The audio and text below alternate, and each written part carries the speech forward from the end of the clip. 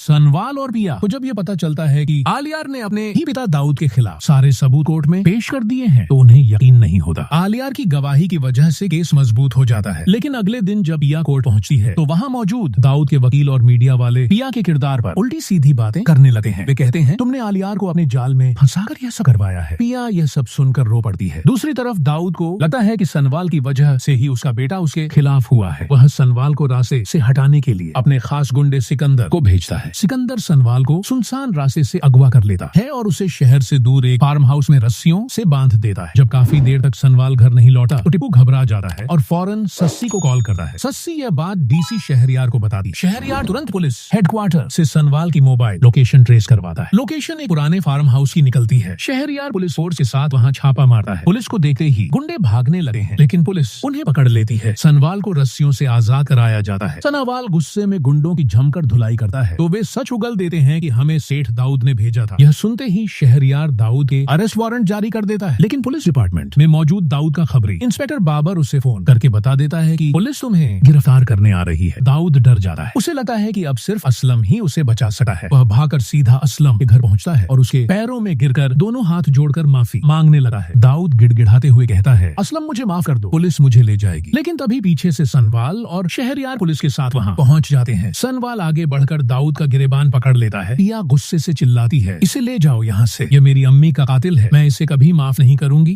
Police Dawood को घसीटे हुए jeep में डालती है। अगले दिन अदालत में दाऊद को पेश किया जाता है। आलियार और सनवाल की गवाही और सबूतों के आगे दाऊद टिक नहीं पाता। वह अपने तमाम गुनाहों को कबूल कर लेता है। अदालत उसे पिया की माँ की मौत और सनवाल को किडनैप करने के जुर्म में 10 साल की सख्त कैद की सजा सुनाती है। घर आकर असलम साहब पिया के सिर पर हाथ रखकर कहते हैं बेटी अब तमाम मुसीबतें खत्म हो गई हैं, तुम्हें अब सनवाल से शादी कर लेनी चाहिए। पिया हामी भर देती है। शादी से पहले पिया असलम साहब और सनवाल के साथ अपनी अम्मी की कब्र पर जाती है। वहाँ वह रोते हुए अपनी माँ को बताती है कि आपका कातिल जेल जा चुका है। उसे वहाँ बहुत सुकून मिलता है। शादी का दिन आ जाता है। असलम साहब मौलवी को लेकर आते हैं। घर में खुशियों का माहौल होता है। तभी अचानक वहाँ आलियार आ जाता है। वह पिया के पास जाकर कहता है पिया प्लीज ये शादी मत करो, मैं तुमसे प्यार करता हूँ। लेकिन पिया उसे साफ जवाब देती है आलियार मैं सिर्फ और सिर्फ सनवाल से मोहब्बत करती हूँ। आलियार का दिल टूट जाता है और वह अपनी हार मानकर हमेशा के लिए ऑस्ट्रेलिया चला जाता है। मौलवी साहब निकाह शुरू करते हैं। वह सनवाल और पिया से पूछते हैं क्या आपको निकाह कबूल है? दोनों खुशी से कबूल है कहते हैं। असलम साहब नम आंखों से पिया को सनवाल के साथ रुखसत करते हैं। सनवाल पिया को अपने घर लेकर आता है। कमरे में सजावट होती है। सनवाल पिया का हाथ थामकर उसे एक खूबसूरत डायमंड की अंगूठी पहनाता है और वादा करता है कि वह उसे हमेशा खुश रखेगा। अगर आप सनवाल और पिया की अगली कहानी देखना चाहते हैं तो हमारे चैनल को लाइक, सब्सक्राइब और शेयर जरूर करें।